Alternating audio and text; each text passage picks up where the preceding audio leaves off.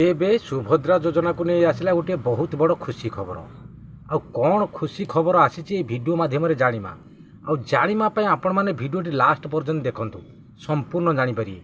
ଯଦି ଆମ ଚ୍ୟାନେଲରେ ନୂଆ କରି ଆସିଛନ୍ତି ଭିଡ଼ିଓଟିରେ ଗୋଟେ ଲାଇକ୍ ସବସ୍କ୍ରାଇବ୍ କରିବେ। ଚାଲନ୍ତୁ ସମ୍ପୂର୍ଣ୍ଣ ଭିଡ଼ିଓଟି ଆରମ୍ଭ କରିବା। ସୁଭଦ୍ରା ଯୋଜନାକୁ ନେଇକି ଯେଉଁ ଖୁସି ଖବର ଆସିଛି, ଉପମୁଖ୍ୟମନ୍ତ୍ରୀ ପ୍ରଭାତୀ ପରିଡ଼ା ନିଜେ କହିଛନ୍ତି ନଭେମ୍ବର 24 ତାରିଖରେ ସୁନ୍ଦରଗଡ଼ରେ प्रथम किस्ती तृतीय पर्यायर प्रथम किस्ती टंका 5,000 टंका देवे सुंदरगढ़। केन्द्रमंत्री उपस्थित रही एमती अनेक मंत्री मैंने उपस्थित थी आम राज्य सरकार श्रीजुक्त मोहन चरण माझी, उपमुख्यमंत्री प्रभाती परिड़ा एमती अनेक मुख्य माने मंत्री मैंने रे सुंदरगढ़ में 24 तारीख नवेम्बर 24 तारीख में प्रथम किस्ती तृतीय पर्यायर 5,000 टंका जो मैंने पाई ना से बहुत बड़ खुशी खबर आसीगला। आ से मैंने नवेम्बर 24 तारीख में सरकार एवं सुभद्रा योजनार 5,000 टंका प्रथम किस्ती देवे। प्रथम किस्ती तृतीय पर्यायर टंकाटा आपण मैंने जो मैंने पाई ना जो भौणी मैंने कि जो माँ मैंने जो सुभद्रा योजन प्रथम रू अप्लाई करते सेप्टेम्बर रु एबे वर्तमान को जो मैंने प्रथम किस्ती अप्लाई करते एपर्यंत पैसा पाई ना कि से बहुत बड़ खुशी खबर आसीगला। से मैंने नवेम्बर 24 तारीख में सुंदरगढ़ में सरकार सेठी आयोजित कर आयोजन कर सब प्रत्येक मंत्री माने उपस्थित रहिबे।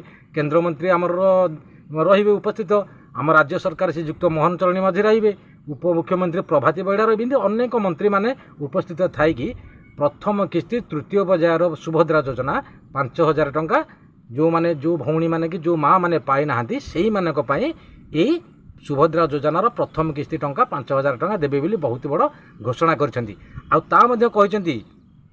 एते जो आमर जो माँ मैंने कि भौणी मैंने जो भावुँगी एत डेरी कहीं होची, किंतु एबे प्रथम किस्ती तो 25 लाख लोक को देदेले, द्वितीय पर्यायर पुणी 35 लाख को देले, एमती 60 लाख माँ मैंने भौणी मैंने पाई, किंतु कहीं डेरी होची। एबे जांच प्रक्रिया आरंभ चली, बहुत लोक अयोग्य लोक एथेर अप्लाई कर जाउछंती।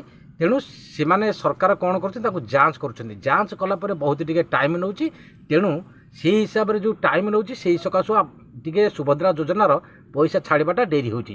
किंतु उपमुख्यमंत्री कहते अर्थ कम ना, किंतु ये जांच प्रक्रिया जो आरंभ कर डेरी होची से जो अयोग्य लोक माने अप्लाई कर से सब जांच कलापर जो माने योग्य जो भौणी माने कि माँ माने ये सुभद्रा योजना टंका पाइबा योग्य से मानक किंतु 5,000 टंका सरकार देवे। उपमुख्यमंत्री सदाबेले कहउचंदी केभे कौन सी योग्य लोग जो भौणी माने योग्य कि जो भौणी माँ माने योग्य थिबे केभे बाद पड़िबा नहीं। उपमुख्यमंत्री सदाबेले कहउचंदी, प्रभाती परिड़ा मैडम सदाबेले कहउचंदी, किंतु केही योग्य लोक जो माने योग्य हितेदार करी से माने केबे हेले बाद पड़े ना, किंतु अर्थ कम ना, किंतु जांच प्रक्रिया आरंभ हो जांच परिचय माने जो मानकर एबे तो कहले रिजेक्ट होची, रिजेक्ट तालिका सब भेरीफाई होची। जो माने प्रकृति योग्य जो माने पाइबा जो माँ माने जो भौणी माने पाइबा ये सुभद्रा योजनार 5,000 टंका से मानक किंतु ये 24 तारीख नवेम्बर 24 रे सुंदरगढ़ में दबाकू जाउछंती प्रथम किस्ती तृतीय पर्यायर 5,000 टंका सुभद्रा योजना। किंतु सदाबेले उपमुख्यमंत्री प्रभाती परिड़ा कहिसंती, किंतु केबे हेले योग्य महिला माने जो अछंती पाइबा प्रकृत रे सुभद्रा योजना से माने केबे बाद पड़िबे नाही। किंतु आम प्रिय मुख्यमंत्री श्रीजुक्त मोहन चरण माझी भी घोषणा करिसंती प्रत्येक महिला मानकु सुभद्रा योजनार वर्ष को 2टी किस्ती रे 10,000 टंका दवा पाइका। एबे गोटे किस्ती जाइए प्रथम किस्ती रे 25 लाख लोक पाई, द्वितीय किस्ती रे 35 लाख लोक पाई, सेमितिया एबे प्रथम किस्ती रो तृतीय पर्याय टंकाटा एबे 20 लाख रु अधिक महिला मानकु दिया जिवो बोली घोषणा करछंती। आम प्रिय मुख्यमंत्री श्रीजुक्त मोहन चरण माझी घोषणा करछंती, आम उपमुख्यमंत्री प्रभाती परिड़ा मध्य घोषणा करछंती। किंतु समस्ते पाइबे जो माने योग्य पुणी चतुर्थ पर्याय टंका ता पछे पछे देवे बोली कहते। चतुर्थ जो माने बाकी रहीगले से पुणी जांच करी सबू सुविधा करी देखिए से योग्य कि अयोग्य से जांच कला पुणी चतुर्थ पर्याय पैसा এই ତୃତୀୟ ପର୍ଯ୍ୟାୟ ପଛେ ପଛେ ହିଁ ଚତୁର୍ଥ ପଇସା 5,000 ଟଙ୍କା ସୁଭଦ୍ରା ଯୋଜନାର ଯେଉଁମାନେ ବାକି ରହିଗଲେ ସେମାନଙ୍କୁ ଦେବାକୁ ସରକାର ନିଷ୍ପତ୍ତି ନେଇଛନ୍ତି। କିନ୍ତୁ ଉପମୁଖ୍ୟମନ୍ତ୍ରୀ ପ୍ରଭାତୀ ପରିଡ଼ା ସଦାବେଳେ କହିଛନ୍ତି ଯୋଗ୍ୟ ଯେଉଁ ମହିଳାମାନେ ପାଇବାକୁ ପ୍ରକୃତରେ ଯୋଗ୍ୟ ସେମାନଙ୍କୁ ବାଦ ପଡ଼ିବେ ନାହିଁ। ବିଲକୁଲ ସେମାନଙ୍କୁ ନିଶ୍ଚିନ୍ତ ସୁଭଦ୍ରା ଯୋଜନାରେ ସେମାନେ ପାଇବେ 5,000 ଟଙ୍କା, ବର୍ଷକୁ 2ଟି କିସ୍ତିରେ 10,000 ଟଙ୍କା ପାଇବେ। ଆଉ ବହୁତ ବଡ଼ ଖୁସି ଖବର ଦେଇଛନ୍ତି।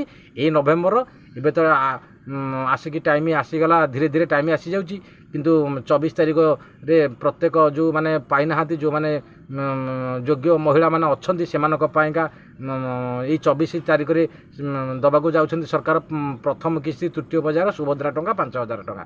ଆମ ପ୍ରିୟ ମୁଖ୍ୟମନ୍ତ୍ରୀ ଶ୍ରୀଯୁକ୍ତ ମୋହନ ଚରଣ ମାଝୀ ଘୋଷଣା କରିଛନ୍ତି, ଉପମୁଖ୍ୟମନ୍ତ୍ରୀ ପ୍ରଥମ ପ୍ରଭାତୀ ପରିଡ଼ା ମ୍ୟାଡ଼ାମ୍ ମଧ୍ୟ ଘୋଷଣା କରିଛନ୍ତି। ଆଉ ପ୍ରତ୍ୟେକ ମନ୍ତ୍ରୀମାନେ ଉପସ୍ଥିତ ରହିବେ ସୁନ୍ଦରଗଡ଼ ରେ ନଭେମ୍ବର 24 ତାରିଖରେ ସୁଭଦ୍ରା ଯୋଜନାର ପ୍ରଥମ କିସ୍ତି ତୃତୀୟ ପର୍ଯ୍ୟାୟ ଟଙ୍କା ମହିଳାମାନଙ୍କ ଆକାଉଣ୍ଟକୁ ଟ୍ରାନ୍ସଫର କରିବେ। ଆଉ ଯଦି ଭିଡ଼ିଓଟି ଭଲ ଲାଗିଥାଏ ଗୋଟିଏ ଲାଇକ୍, ସବସ୍କ୍ରାଇବ୍ କରିବେ। ରହିଲି, ନମସ୍କାର, ଜୟ ଜଗନ୍ନାଥ।